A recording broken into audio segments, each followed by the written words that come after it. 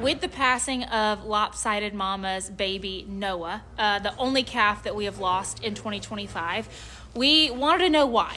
Because, sometimes we know the reason. Sometimes it's very evident why a calf or a cow or any livestock animal passes away. And so usually we know A, how to prevent it, or B, we just know that it happened for a reason. With baby Noah, it just seemed like we had no answer for why the things that were happening to him were happening. He evidently had a seizure. We know that, but he was just failing to thrive after the first couple days of his life. And so we ended up having a necropsy done. We ended up finding a place that would take him on the holiday, and we found a place that would hopefully give us answers. And they did come back with their report showing that his heart was double the size that it was supposed to be.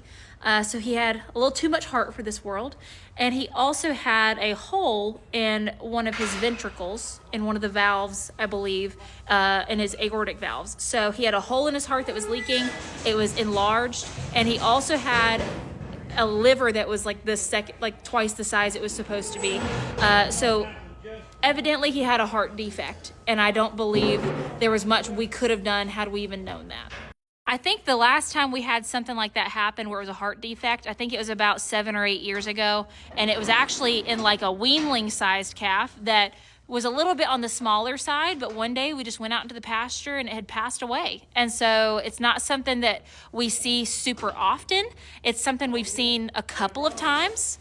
And it's something that kind of just happens, unfortunately. So I'm glad we have answers. It doesn't make us any less sad, but I am glad that it wasn't something like a virus that he contracted under our care. I'm so glad it wasn't something necessarily that we did.